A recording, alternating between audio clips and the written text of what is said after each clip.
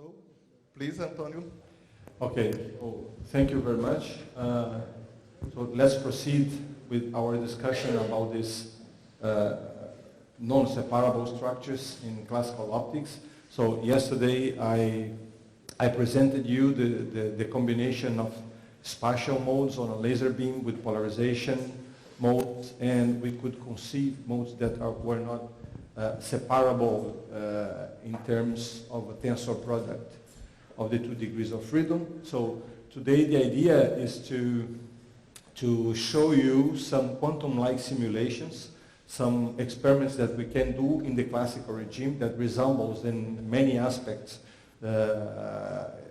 some equivalent experiments in quantum information or quantum mechanics.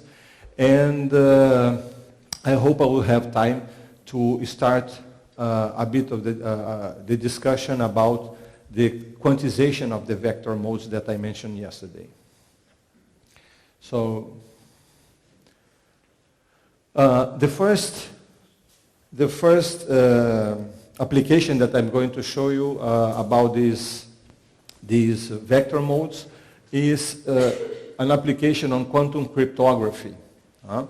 So this is the BB84 protocol, okay, named by Bennett and Brassard, who proposed that in 1984. And the main idea of the protocol, of the cryptographic protocol, is the following. You have an emitter, Alice, that emits photons to the receiver, Bob. She is going to prepare her photons in either of 2 bases here. It could be, for example, linear horizontal, linear vertical is one basis, or linear diagonal or anti-diagonal is another basis. She will encode 0 for vertical polarization, 1 for horizontal, or 0 for diagonal and 1 anti-diagonal. And she's going to send photons randomly prepared in the 4 basis modes. So on his side, Bob is supposed to detect these photons, to measure their polarization, and he's going to do that by setting his polarizers. So it could be, for example, a polarizing beam splitter, but he has to choose between 2 alternative bases, either H and V or A and D. So all he has to do is to choose the bases, okay? And then after a long stream of photons exchanged, they will call each other and they will check the bases, only the bases, not the results. The bases that they have used in each for each photon. So when Bob has chosen the good basis, the same basis as Alice prepared, he can be 100% sure that he has detected the bit value that she meant to send him. Okay, so they will not exchange the information about the results, but only the basis. So the problem with that is that there is a technical issue related to this, which is if they are to exchange photons and measure them with polarization states, they have to align their labs. So they must agree about what they call horizontal, vertical, plus 45, minus 45. If by some reason, okay, their labs are a bit twisted like that, then this will include errors, and they won't be able to exchange the information in a reliable way. So they must spend some resource to make sure that they have the good alignment of their apparatus. And this is critical, for example, if you are to communicate secret keys to a satellite, for example, that is turning around the Earth, and so it's never at the same orientation. So this is a big issue. Now, how can we profit from the ideas we presented yesterday? We'll see soon. So this is how the usual BB84 protocol works. So Alice prepares a stream of photons. So she will choose at each time a given basis, HV or anti-diagonal plus or minus, okay? Plus 45, minus 45, HV, and so on. And then in each basis, she will, for example, prepare a sequence of bits, 0, 0, 1, 1, 1, and so on. And then Bob will set his measurement apparatus at random basis also, and they will, for example, after a long stream, they will call each other and they will check only the basis. So whenever they use the same basis, Bob can be sure that he has got the result she wanted to send him, okay? Chose different bases, then they just discard the result. It doesn't matter, they don't exchange the result by any means, okay? So this is the principle of the protocol. Of course, they must be sure that they don't have anyone in the middle trying to steal the information they are exchanging. For example, Eve. So what happens is that they are safe because of the no cloning theorem, in which it is forbidden for anyone in the middle here to receive an unknown arbitrary state and replicate it, a copy of an unknown arbitrary state, without affecting the original one. Okay, so this is forbidden by the no cloning theorem. And if she tries to do this kind of, how can I say, intervention, what happens is that she introduces errors. So what's going to happen is that Alice and Bob, in order to check if the line is secure, they can exchange some photons, and they will then call each other, tell the basis, and tell the results. They will sacrifice some bits of information. And what happens is that if there is someone on the line trying to get the information, this person will introduce errors. There will be some cases in which they choose the right basis, but still they get the wrong results. So this can be someone trying to steal information, or this can be noise, even noise, okay? Which just mean that the Eve in the problem is just the reservoir. Is some, for example, in fiber optics, you have polarization noise, okay? Uncontrolled polarization rotations, and so on.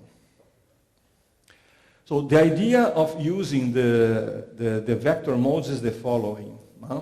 So I presented you two rotationally invariant vector modes.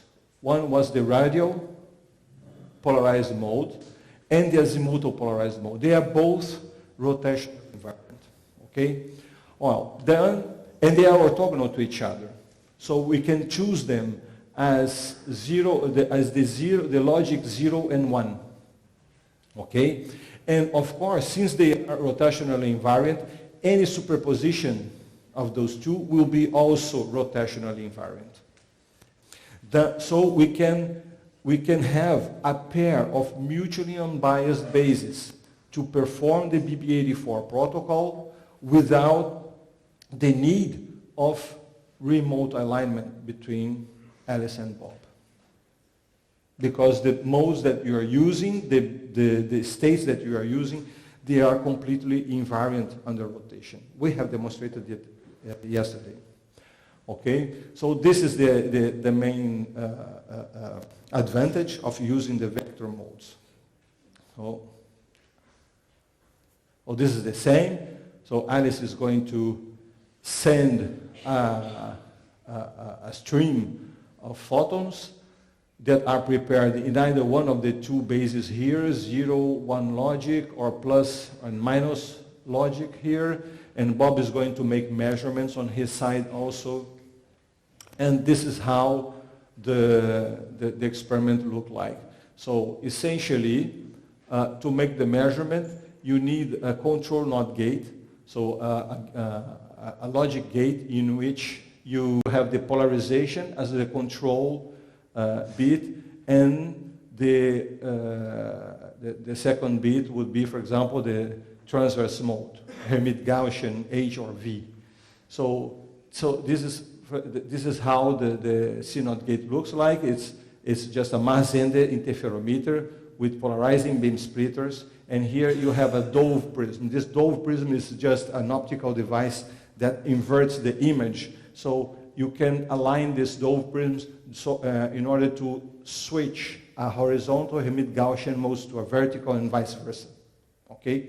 So if the polarization is 0, H, the photon goes straight this way, nothing happens to the transverse mode. If it's V1, then it gets reflected here and the mode gets switched. So the main idea is we can do this logic gate to control the transverse mode conditioned to the polarization state. That this is how the logic gate works. Okay, so when it acts on the minus, for example, on this state here, all you get is the zero logic. Okay, so this is something that we have to use in our protocol to make the measurement on the vector modes. Okay, so the vector modes, which are non-separable structures between spatial and polarization, will have to pass through a CNOT gate in the measurement scheme.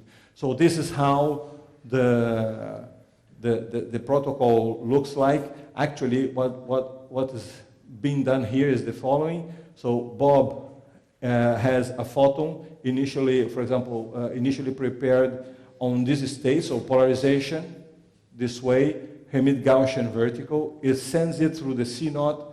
The CNOT gate produces this zero logic, one of the vector beams that we elected now, the azimuthal one, and he sends this to Alice. Alice will make a random rotation on this. So she will make some operation and generate either plus, minus, 0, or 1. Okay, randomly. She will randomly generate the 4 states here and send back one of those 4 to Bob. And then Bob makes some local operation plus sigma x plus a CNOT gate again and sigma x, and then he detects. So all this line here is a scheme to measure the 0 logic and 1 logic in each case. So the adjustment of the bases that he chooses, whether he's going to measure in the plus minus basis or this 0, 1 basis, is here. So he has some device here that will make a transformation on the measurement apparatus. It will be a unitary transformation that allows him to choose between measuring in this basis or in this basis. Okay? And since everything is working on modes that are rotationally invariant, then there is no need for remote alignment between Alice and Bob. So this is the main idea. So this is how the experiment looked like. I won't go much in the details, but this is the CNOT gate that I showed, that I explained to you, the mass-ended interferometer with the Dove prism, okay? And then this is Bob's size. So this is how he prepares the states. This is the rotation that he makes. He sends it to Alice. All Alice has to is a local unitary transformation to choose between one of the 4 rotationally invariant modes that I mentioned, okay? And then she sends it back, and the photon will have to pass again through the CNOT gate and go to the measurement apparatus, okay? So this is the main, well, there is a bit of calculation here. So the important thing is that Bob will be able, with his apparatus, to choose what basis he's going to measure. And he will always be working with rotationally invariant states. Okay, so this is the main advantage. So, question? Okay. Sure. I would like to know if it's something technical for using Bob to prepare and then Alice in code, Yeah. or it's something Well, more this fundamental? well, actually, yes. Okay, good question. So the protocol itself can work in two ways. Okay, you can think that either Alice prepares random states and send directly to Bob, or you can think that Bob sends to Alice the photon always on the same state. The initial state is always the same, and she makes the transformation in it. So in this case, it was better. It was easier for us because otherwise we would have to make two CNOT gates, one at Alice's side and the other one at Bob's side, and this was not necessary. We could use a single one. Okay. Thank you. So this is just the demonstration of the results. Okay. So what happens is that Alice will prepare, for example, when Alice prepare the four modes: 0 logic, 1 logic, minus logic, plus logic. Oh, remember that all these logic states here are the vector modes or combinations of them. They are all rotationally invariant. Okay, and this is what happens at Bob's detector. Detector, she prepares 0. Detector 0 is bright. Detector 1 is dark. With the 1, it's the other way around. And then when she sends minus and plus, the detectors 1 and 0, they both have light on it. They have signal on it. Okay, and also it's rotationally invariant because we see, for example, when Alice sends 1. So Bob's detector is 1. Bob detector 1 at Bob's side is bright. Detector 0 at Bob's side is dark. And these results here are for different orientations of the Alice. So this is what we did here is we demonstrated that as we rotate Alice apparatus as a whole, it doesn't change the result that Bob's get. So this is an important result here that shows the rotation invariance of the protocol.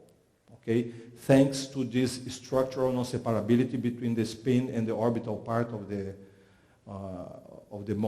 laser modes. Okay, so this is the whole set of results with different relative orientations between Alice and Bob, and all different results, and they all follow as expected. Okay. Now, we had a lot of fun doing this experiment in which we transposed the teleportation protocol to the internal degrees of freedom of a laser beam. Okay. So let's go through let's just recall briefly the teleportation protocol. The idea is for example, you have 3 qubits. You have one source qubit where you encode an arbitrary state, alpha 0 plus beta 1. You have at Bob's, here is at Alice's side. At Bob's side, you have another qubit there.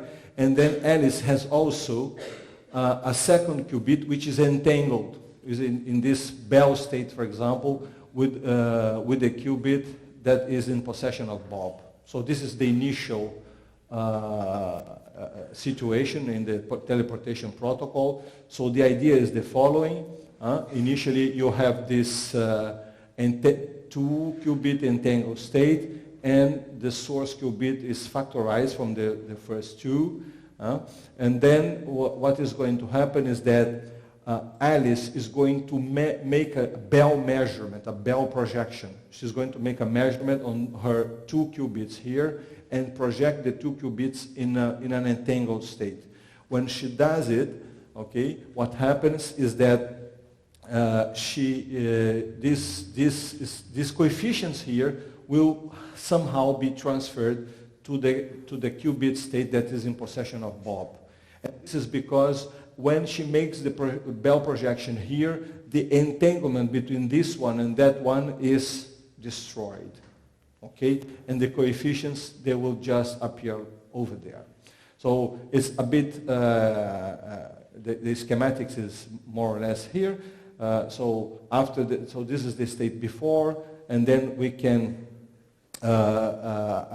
this state after the Bell measurement, the two qubits in possession of Alice will collapse to an entangled state, and Bob will be left with the original state that was on qubit C, but except for some unitary transformation. So what happens here is that as she does the measurement, the Bell measurement, so you can have 4 different results. Depending on the result that she gets for the 2 qubits that are on her side, there will be a different unitary operation, but they know which unitary operation this will be, so it's enough for her to call Bob and tell him what was the result that he got, that she got. Once she informs Bob about the result, Bob knows which unitary he has to compensate. So he has to correct, and he will end up with the state that was originally at C, at the location C. Okay, so this is more or less what I said. This is the initial condition. We can expand this 3-qubit mode in this way. Okay, and these when you expand in this way, we will have the qubits in Alice side that can be in one of those 4 Bell states, and they will be projected when Alice does the measurement, the Bell measurement on the 2 qubits in her possession. Okay, and then as it happens, when she makes the measurement, so this is the initial state. This is the initial state now written in a different way, but it makes it evident that when Alice makes the measurement on the 2 qubits that are in her possession, depending on the result that she gets, she will collapse the state of these 2 qubits in one of those 4 here, chi 1, 2, 3, or 4, and depending on the result that she gets, Bob is left with the original state that you wanted to teleport, except for some unitary operation that he can compensate for as soon as she calls him and tell him which one of the 4 results she got in her measurement. So this is the main idea of the protocol, of the teleportation protocol. How did we do this using our internal degrees of freedom of a photon, of the laser beam? What we did was the following. So the main problem was the following. Suppose that I have an arbitrary polarization state, a classical beam with an arbitrary polarization mode, elliptical, it doesn't matter, and I want to transfer this same superposition to the transverse mode part. So I want to produce an arbitrary transverse mode starting from an arbitrary polarization state. And what we did was we used the teleportation protocol with internal degrees of freedom of the beam to make this transfer. It's not an easy task in the lab to transfer to produce, for example, an arbitrary transverse mode. Okay, it's not an easy task, but this teleportation scheme allows us. However, it's an easy task to produce arbitrary polarization states. So if we have an efficient way to transfer from polarization to transverse mode, then it's okay, that's it. We can do anything that we want with the transverse mode. So this is the idea. So the source qubit will be the polarization. We prepare with the 2 wave plates, we prepare here arbitrary polarization states, and the target will be the transverse mode, and the intermediate qubit, the intermediate degree of freedom, will be the path. So we have an interferometer here, okay? So this is the initial, we have some initial arbitrary polarization state. Then we have this beam splitter here that makes the Hadamard operation in the path degree of freedom, okay? Then depending on the path, okay, depending on the path. The transverse mode will be switched. So here we have a CNOT gate where the path is the control, okay, the path is the control, and the transverse mode is the target, okay. So if the photon comes here, if the beam comes here, then the doped prism will switch the transverse mode. If it goes there, it does nothing, okay. And then again, I have a second CNOT gate, but now it's the path controlling the polarization. So in this point here, I will switch the polarization state depending on the path. So up to this point here is just to produce the original state and the non-separability between path and transverse mode. So this is equivalent to qubit C, okay? This is transverse mode will be equivalent to qubit B, okay? And the path mode is equivalent to qubit A. So, and then at the very end, we have a Hadamard gate, which is on the path degree of freedom, which is the beam splitters. It's equivalent to a Hadamard gate. And finally, the polarization measurements, which will give 4 different outputs. And the 4 different outputs that we have here are the 4 possible state preparation that we get usually in the teleportation protocol. Okay? So this is our workspace. This A is path, B transverse mode, and C is the polarization. And so the input is an arbitrary polarization state, and the output is an arbitrary OAM or transverse mode state. Okay? And of course, one of the 4 outputs here is the success, we call the success port, is the port where you don't need any correction. You really succeeded in transferring the original polarization superposition to the final OAM mode. So these are the results. We have here, we have prepared, so this is the polarization Poincare sphere. We have prepared a total of 12 different input modes, okay? And we could, here it's the Poincare sphere where we represent both the polarization and also alternatively we represent also the transverse modes. Okay, so we could transfer all these 12 states on the Poincare sphere, and actually this port here, we found out that this port here was the successful port, so this is the one that needs no correction at the end, okay? And so these are the theoretical expected images, and these are the experimental results. So we can show that we could have a pretty good transfer between the polarization superpositions and the transverse mode superpositions.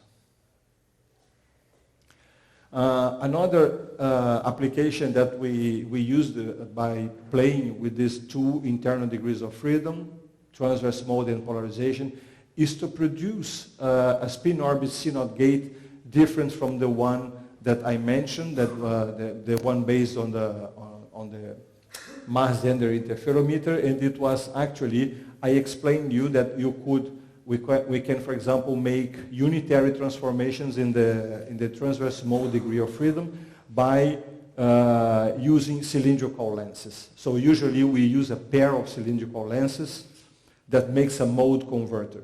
But actually, we found out at some point that the wavefront of the beams inside the mode converter, they get plane at the focal plane of the lenses.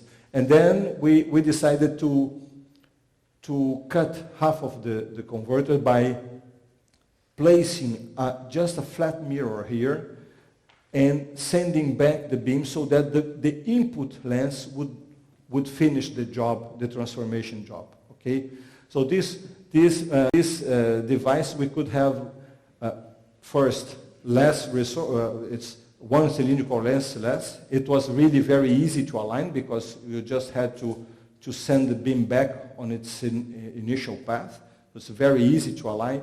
And we could demonstrate that it was really very efficient in converting between Hermite-Gaussian and Laguerre-Gaussian bases. Okay, so these are different modes, input modes for different orders with radial structures and so on. And we could succeed in converting the arbitrary Laguerre-Gaussian inputs or Hermite-Gaussian inputs into the other bases output. Okay, so with that we found out that actually we could do a control gate with a microso interferometer. So this was, for example, we input H polarized beam with a vertical Hermite-Gaussian mode. This is a polarizing beam splitter. Since it's H polarized, then it will get transmitted. The wave plate will turn the quarter wave plate will turn H into circular. Then it goes through the cylindrical lens back and forth, and then it gets the transverse mode gets transformed. Another passage through the quarter wave plate will turn the circular into vertically polarized, and then at this in this arm here, it gets reflected and goes straight. Okay. If it has vertical polarization, it will go to the other arm where there is no transverse mode transformation, and then it will go straight here. So depending on the polarization, in the input polarization, the transverse mode will be flipped or not. So we use this system to make a microson CNOT gate with which we could show to be of much better performance than the Marzender sketch that I showed you. Now let's come to the very sensitive issue of Bell inequality in connection with this spin orbit structural non-separability in a classical beam. So now we are going to address a question of what is the meaning of a Bell inequality. First of all, can we formulate something that looks like a Bell inequality to characterize classical separability between 2 degrees of freedom of a classical laser beam? And then the second, if we can, what does it mean to violate this inequality? What's the meaning of it? What's the physical meaning of violating this inequality?